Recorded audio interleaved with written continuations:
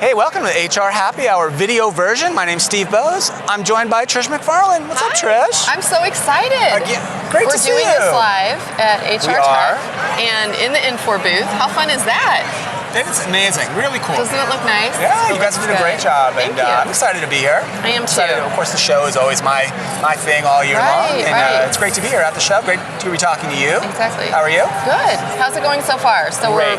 we're one day in. You got some incredible feedback, I think, on the Women in Technology portion yesterday. Went really well. I was really excited. Thank you for participating. No, I loved it. That was my first time attending that one, and so I think that people were wanting more. Right? I don't know if you heard that, but people want more. I did hear that. So definitely more for next year. Maybe next year will be a full-on event by itself. But hey, we're here. We have a special guest with us. We do. Jill Strange from Infor. Jill, how are you? I'm doing very well today. It's a great show. Thank you so much. Good to see you. Good to see you as well. Why don't you start by telling us a little bit about you and what you're doing at Infor?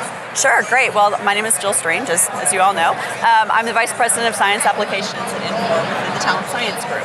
So what we do within Talent Science is we use a behavioral assessment to identify the characteristics of people on the job that lead to success. And then we take those characteristics and we apply those to job candidates coming in to ensure that future candidates coming into the organization are going to be successful in their jobs.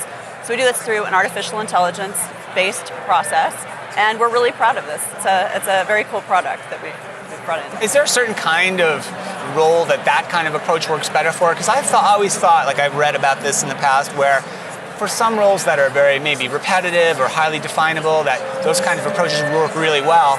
And I imagine they do with your products, but do they also work well for more, I don't know, less defined jobs that are a little bit more complex? So they do. I mean, yes, the nice thing about our system is that it's extremely scalable. It can be used within any kind of job. So the key to what we do is using an organization's own data to build these performance profiles that show what success looks like within a role. So given that we're relying on the organization's data, we can build a profile based upon any role within any organization. So it's extremely scalable. We work with high volume hiring in fast food restaurants all the way up to rocket scientists at NASA. So extremely scalable, able to be used with any kind of role. It's fascinating. I mean, I have to tell you, so I've been with Infor for almost a year, and that was one of the biggest draws in coming was Jill and her team and what they're doing with talent science. It's really amazing. It's really different too, and I think we don't hear that very much, especially in HR technology anymore. So it's really, really good. One of the things you're going to be doing today, which I know we're proud of, is you're part of Awesome New Technologies, right? So can you tell us a little bit about Awesome New Technologies today and what you're here for with regards to team dynamics? So we're super excited about that, and it's taking this predictive analytics process to the next level by not only looking at people's fit to jobs, like we do with talent science, but looking at people's fit to other people. So we know that job fit, having a good job fit, being the right role, being in the right role and ensuring that you have those right behavioral characteristics, we know that leads to better performance and increased retention. But the second most key factor in ensuring people are staying on jobs is that they're a good fit with their manager, that they're a good fit with their team, that they really have those relationships that can help them stay successful within their role.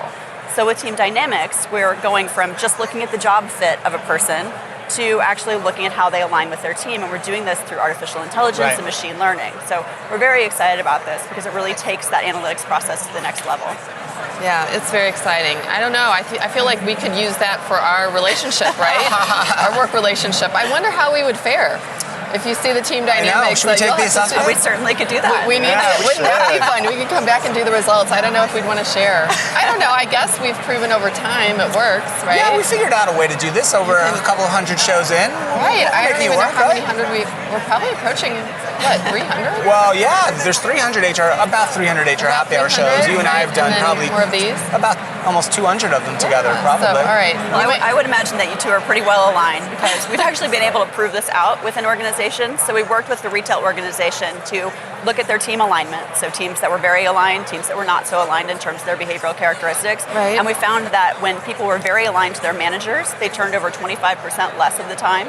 And when people were aligned to their other team members as a whole, they turned over almost half as often as those that were poorly that's aligned. A huge difference. So given all the shows, I'd say you probably think we're okay? Pretty well aligned. I think you're probably okay. You know what I think though? It's probably something where we feel we're pretty different, but so being different doesn't necessarily mean you're not going to be aligned with being able to work successfully with that individual too. Absolutely. Absolutely, absolutely. So there are some factors where it's important to be aligned and some factors where maybe it is important to be different. Does the composition of the team or the optimal team, does it vary based on, say, industry, the type of work that they're doing, maybe even regionally or culturally? Sure, yeah, absolutely. I mean, there really are two components, right? We want diversity in a team. You want diversity of experiences and skills and background because that's going to lead that team to have more diverse ideas and more intelligent solutions to problems. But when we think about personality and personality conflicts, we really want to have that alignment because you can't really have a successful team unless you do have that.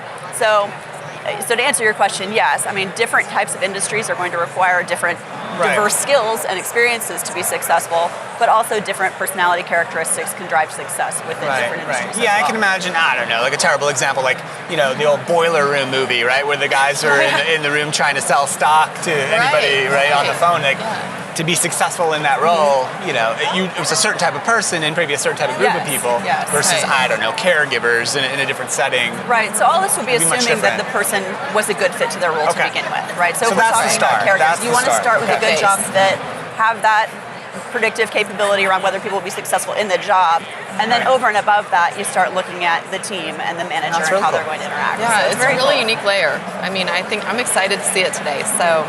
Very good. Well, just in general, obviously we're at HR Technology Conference. What else is interesting to you as you've been walking around the expo hall and just thinking about the sessions that are coming up today? Yes, I think what's really interesting to me is the potential for automation within HR. Okay. We've been able to do that to some extent with talent science and the predictive analytic capabilities that we have, but I think there's so much more room for automating, hiring. I mean, there are a lot of companies around here that are talking about automated sourcing and ensuring that you're bringing in the right people for the right roles through an automated fashion. So I think there's a lot to be done there around automation of HR.